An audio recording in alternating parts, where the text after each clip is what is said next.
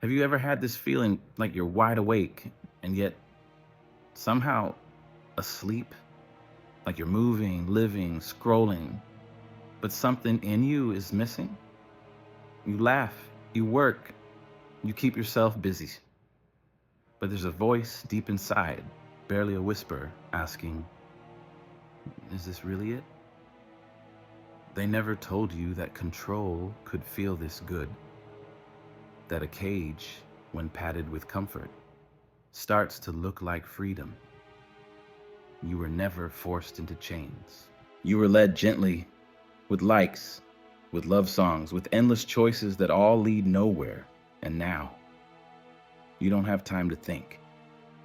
You don't have space to feel, because there's always something new to click. Another screen to seduce your attention. But let me ask you, when was the last time you felt truly alive?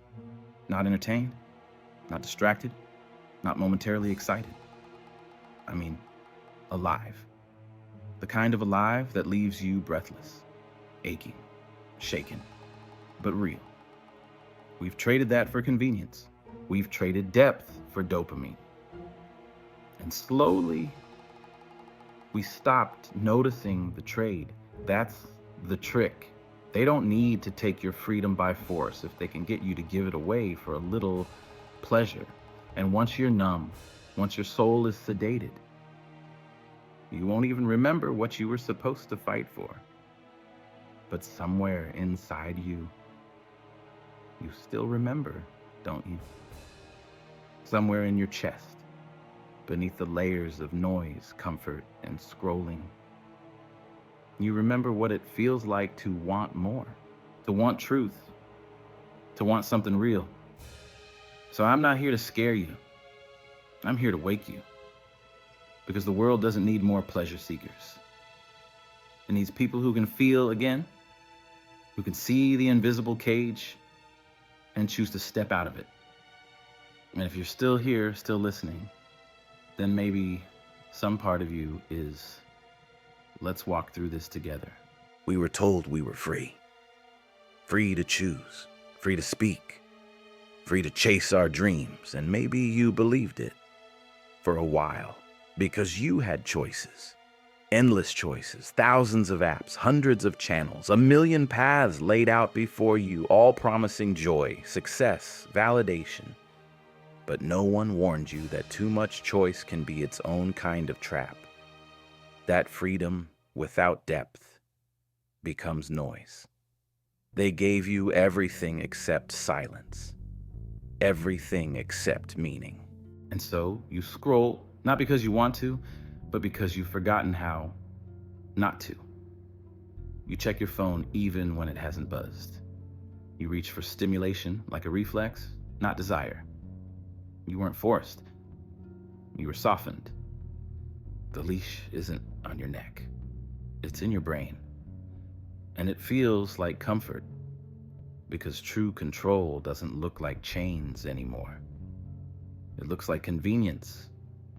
They don't have to stop you from thinking if they can keep you too distracted to start. And slowly, we mistake our ability to consume as proof that we're free. We call it freedom, when really, it's just indulgence. You can say what you want, but no one's listening. You can chase any dream, but you're too tired, too overstimulated, too numb. And the scariest part? You still call it freedom, because it feels better than pain, because it's easier than truth. But freedom is not the absence of pain. It's the presence of choice. Real choice. The kind that costs something. The kind that makes you uncomfortable. The kind that wakes you up. Right now, you're not trapped behind bars. You're trapped behind comfort. And you'll never know it until you're brave enough to ask yourself one quiet question. If I'm so free, why do I feel so empty? That's the beginning. Not of panic, but of awareness. Not of rebellion, but of remembering. Remembering that freedom is not about doing what you want. but remembering what you were made for. And you were not made to be entertained to death. You were made to rise. No one wakes up and decides to be a slave. It happens slowly, silently, in the quiet moments when you choose comfort over growth, numbness over presence, pleasure over purpose. And the world makes that choice easy because it knows exactly how to build a cage you'll never want to leave. It starts with something small, a moment of stress, a wave of boredom, an ache you can't quite name. And suddenly, your hand reaches for the phone, the sugar, the screen, the distraction, not because you need it, but because you've been trained to escape the feeling. That's how addiction begins. Not with needles, not with pills, but with a whisper in your mind that says, "Don't feel this." And once you listen, once you escape instead of endure, your brain starts building a pattern, a shortcut, a trap, pain, escape, reward. Repeat, repeat, repeat, until you're no longer choosing pleasure, you're chasing relief. Not because it makes you happy, but because it stops you from hurting. And that right there is the turning point. Because now the thing that once gave you joy is the thing you need just to feel okay. But it never lasts. The more you consume, the less it satisfies. And so you reach again, and again, and again. But pleasure is a cruel master. It gives less and asks more. It makes you hungrier, weaker, quieter. You stop noticing the world. You stop asking questions. You stop dreaming. Because why suffer through reality when you can stream a better one? And yet, no matter how much you consume, the emptiness waits for you in the silence. That's not failure. That's design. Because addiction isn't just a mistake. It's a system, a structure built to keep you small, to make sure you're too preoccupied with chasing your next high to ever look up and ask, who am I becoming? But here's the truth they don't want you to know. The discomfort you're running from is the door out. The boredom you fear is where your creativity is waiting. The pain you avoid is the beginning of your awakening. The way out of the cage is not more pleasure, but more presence. And it starts the moment you decide to feel what you were taught to fear. Because once you face the discomfort, you break the pattern. And when you break the pattern, you remember shaping your power. There comes a point, not when you're in pain, but when you feel nothing at all. You wake up, you go through the motions. You laugh when expected, smile when convenient, scroll, eat, swipe, sleep. But something is missing, and you can't quite name it. That's not depression, not sadness, not even burnout.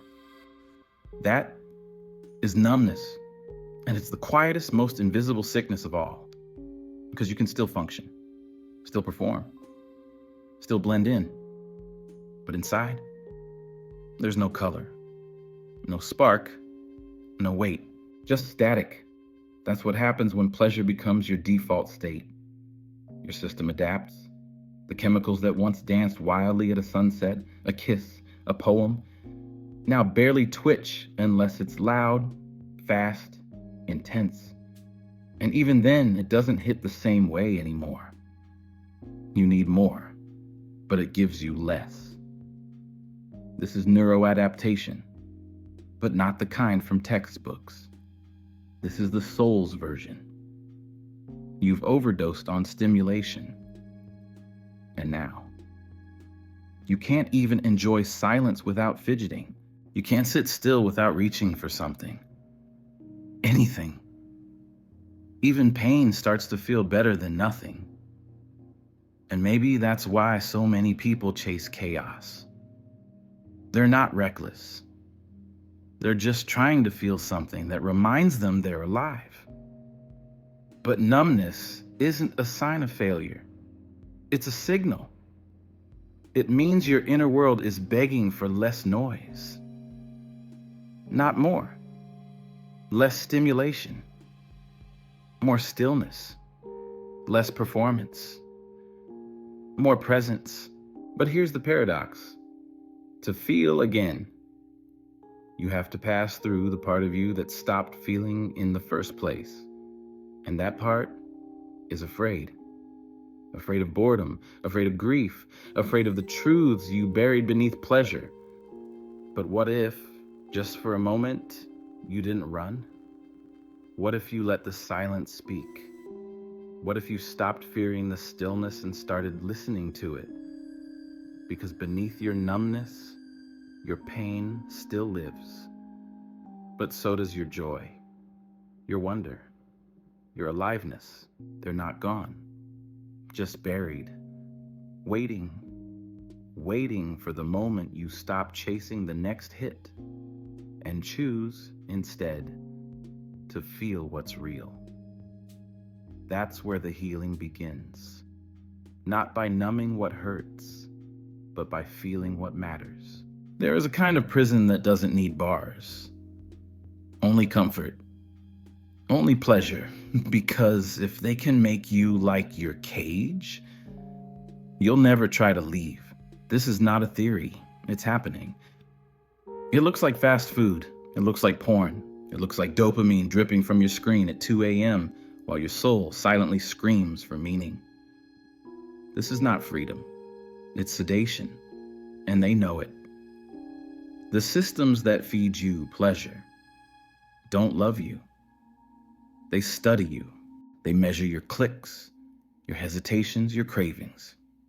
And then they give you exactly what you want until what you want is the very thing keeping you asleep. It's not a conspiracy. It's a business. And the product isn't the app or the ad or the content.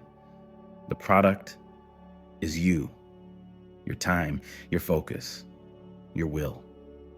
Because the more you chase pleasure, the easier you are to predict. And predictable people are easy to control. That's why the most powerful form of manipulation doesn't come through fear. It comes through delight. Let them laugh. Let them scroll.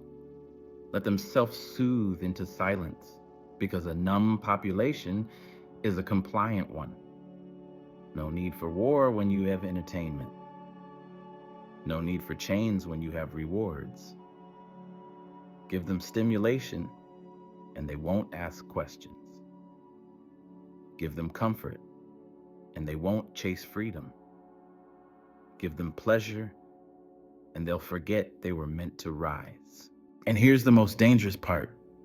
You'll thank them for it. You'll defend your own sedation because it feels good, and slowly, you won't even remember what it feels like to want anything more. That's the cost. Not just your time, not just your attention, but your hunger, your fire, your essence. But here's a truth they hope you never discover. The deeper the pleasure, the more powerful the person who chooses to walk away from it. Because the one who can resist what everyone craves cannot be controlled. So ask yourself, what would happen if you stopped chasing comfort and started choosing freedom? What would happen if you remembered that you were not made to be easily pleased? You were made to awaken. There's a moment, quiet, often lonely, when you realize that comfort has made you forget how to feel. You're not sad. You're not angry. You're not even afraid. You're flat, dull, disconnected. And it's in that moment, when everything feels numb, that a gentle truth knocks on the door of your soul. You're not broken. You're just buried. Buried under habits that kept you safe. Under distractions that silenced your truth. Under pleasures that felt like love but left you hollow. And if you're still listening, still here, that means something in you is still alive. Still hungry, still willing. But here's the truth no one wants to hear. To feel again You must be willing to hurt again. You must be willing to sit in the quiet, to welcome the boredom, to face the ache you've avoided for far too long. It's not heroic. It won't be glamorous. It will feel like withdrawal, like shedding a skin you thought was your own. But on the other side of that silence, you'll begin to feel not just the pain, but the wonder, the sound of real laughter, the breathless stillness of awe, the sacred beauty of a moment that doesn't ask for anything except your presence. You'll remember what it means to be moved by art, to cry without knowing why, to stare at the sky and feel something stir in your chest that no screen could ever replace. And it will hurt, yes, but it will also heal. Because the courage to feel is the beginning of freedom. Not the kind of freedom they sell in slogans, but the quiet, burning kind that can't be sedated, tamed, or bought. You'll begin to say no to what everyone else chases. You'll begin to see through what others still worship. And the more you feel, the more you remember that you were not made to perform. You were not made to numb. You were not made to exist in a cycle of craving and escape. You were made to awaken, to love deeply, to suffer consciously, to stand in your truth even when it trembles. And that is what they fear. A soul that feels again cannot be ruled. A heart that chooses discomfort over sedation is a heart that cannot be bought. So ask yourself, are you ready? Not to be safe, but to be real. Not to feel good, but to feel everything. Because that's what it means to live wide awake. There's a moment in your journey when something shifts. You stop asking the world to make you feel better. You stop blaming. You stop chasing. And for the first time in a long time, you look inward, not for comfort, but for truth. Because deep down, you always knew that what you've been seeking was never out there. Not in the scrolling, not in the approval, not even in the pleasure. It was always within you, buried under 1,000 distractions, crushed beneath expectations, forgotten, but not gone. That's where your real power lives. Not in your productivity, not in how liked you are, but in your ability to choose presence over escape. That's what it means to reclaim your inner authority. It's the day you stop letting algorithms decide what you see. The day you stop measuring your worth in notifications. The day you stop letting the world tell you who to be. And it's not loud. It doesn't announce itself. It starts in the quiet, with small, sacred choices. You breathe instead of scroll. You pause instead of react. You sit with discomfort instead of sedating it. And little by little, you remember. You remember that you can feel deeply and still be okay. That you can face pain without falling apart. That you can choose discomfort and still call it freedom. Because real freedom doesn't come from avoiding life. It comes from standing inside it, fully awake, fully responsible. This is what they never taught you. That the more you numb, the more you abandon yourself. And the more you feel, the more you come home. You were never meant to be passive. You were never meant to be tamed. You were made to discern, to choose, to say with clarity, this is not for me.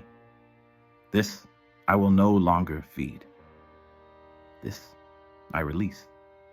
And with every choice, you become lighter, stronger, clearer, until one day you look around and realize you are no longer sedated.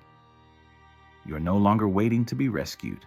You are no longer owned by anything you once thought you needed, because you are here, fully, finally.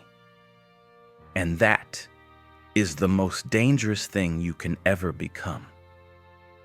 A human being, fully awake. So here you are, still listening, still breathing, still awake. And maybe now, something inside you feels different. Maybe it's subtle. Maybe it's not loud, but it's real. A quiet pullback to yourself. The place you left behind while the world kept you entertained. That place where you feel deeply, where you hurt honestly, where you hope even when it scares you. This is not a call to fight, not a battle cry, not a rebellion. This is an invitation to wake up, to come back to your breath, to your body, to your truth, and because the world doesn't need more people chasing the next thrill. It needs people who can sit in silence and still feel whole. People who can be present without being distracted. People who can say, I am enough, even without the noise. So if you've felt hollow, if you've wondered what's missing, if you've been sedated for too long, let this be your moment. Let this be the breath you choose differently. Not more, not louder, not faster. Just real. Turn off the screen, look up, look in. The path isn't out there, it's here with you. It always has been. And if you ever forget, if you ever find yourself slipping back into the numbness, come back to this. Not the video, but the feeling, the quiet, the clarity, the knowing that you are more than a consumer of pleasure. You are a creator of meaning, a seeker of truth, a soul that cannot be owned. And the world can take many things, but it cannot take what you finally choose to awaken. So take your power back, feel again, live again, choose again. And this time, choose you.